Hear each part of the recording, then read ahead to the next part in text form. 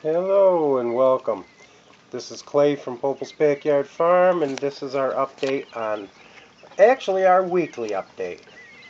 These babies are now a week old. They were born, most of them were born last Saturday, and as you can see, they're starting to get their wing feathers. So they're starting to feather out. They're all very curious. You guys curious? I put a longer feeder in. I had to put the waters up higher so that they weren't crapping in them. And boy, do they go through water. They'll go through 2 of these in about a half a day. They don't go through as much feed, but they do go through a lot of water. This feeder was full this morning, and it's still quite full right now. And they were a little afraid of it at first, but as you can see, once they saw the one eating, they all took to it like ducks to a water.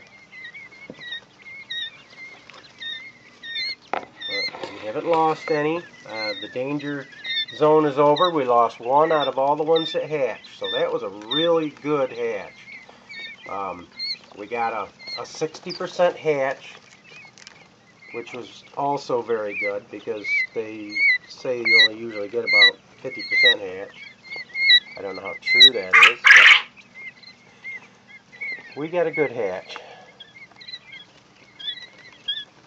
And the one making all the noise is the big boy, which Ruthie likes to call her Pat because she likes to Qeequeg. stick her fingers in the cage, and with the noise he makes, we've named him Qeequeg because he does seem to make that noise when he's hollering. We leave the opening so that he can see the babies. I'll move him a little closer here.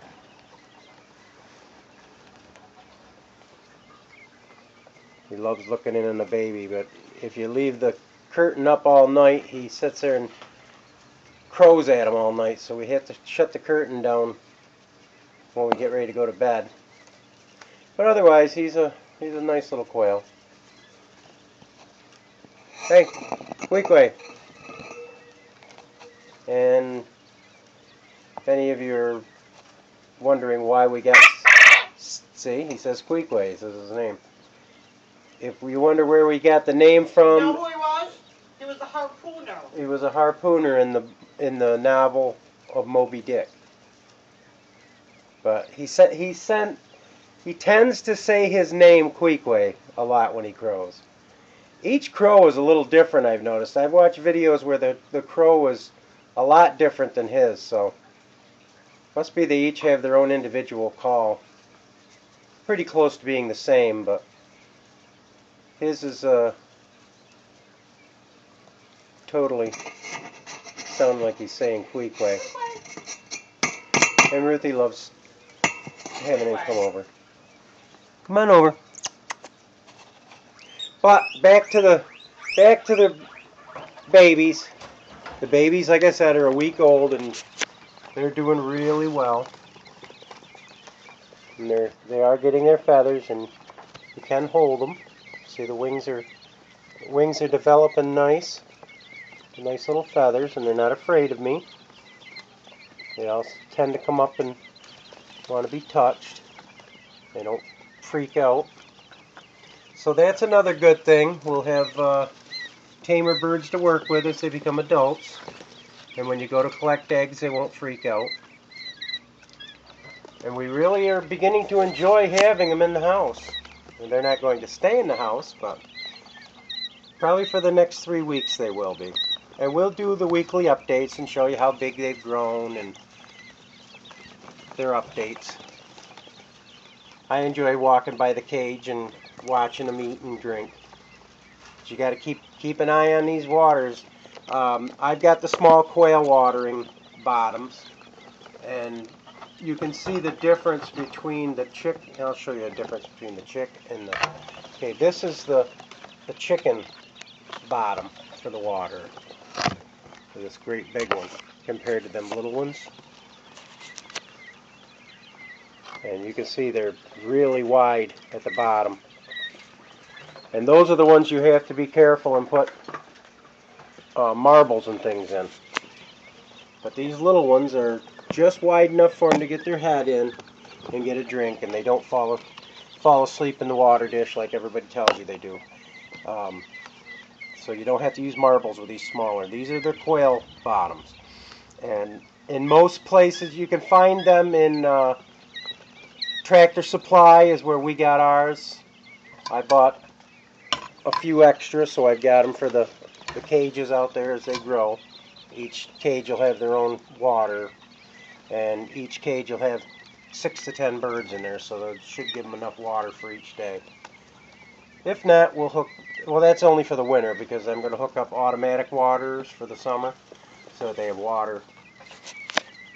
Don't have to worry about them running out of water. But these guys seem to go through a lot of water, mainly probably because they're growing. And they do go through quite a bit of feed, because I filled this feed pitcher, and you can see how much I've got left in there. I filled that last week, the day they hatched, and they went through a whole pitcher of feed when they had the, well, they didn't eat every last drop of it, but what they had in the bottom of the dish had a little manure mixed with it, so I just gave it to the chickens, let them pick through it. But in most cases, they ate most of it. So, and they are getting a little bit of wood shavings in here, but there's not much I can do about it, but just pick them out as I find them. I'm sure they're picking around them. Here's Qeequeg. He's just on the other side here. He likes to watch the babies.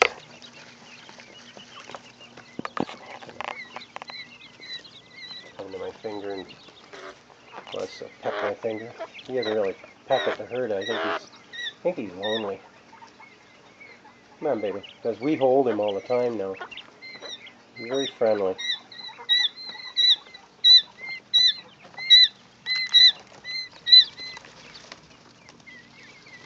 These guys are starting to get a little noisier. And as they get really noisy, they will not be in the house any longer. Because I have to be up at 3 in the morning, so I have to get my sleep. But right now, they're kind of a nice and wonderful thing to have. Our next venture with Qeequeg, yeah. Our next venture, we're going to, seeing that these quail are the jumbo Platonic, we're going to get the Texas A&M, which are a white quail, and these brown quail are all dark meat, and the Texas A&M are all white meat. They were bred in Texas A&M University by a professor who wanted to replace chicken as a main meat source with quail, which is because quail grow so fast and able to butcher. But I guess it didn't work out the way he thought, because unless you're from the city and you eat quail at a regular basis, which they like quail, out here in the country, people don't seem to make a big connection with eating quail yet. They're just starting to get the connection of eating their eggs. And the Orientals love the quail, and they love to eat the eggs, so.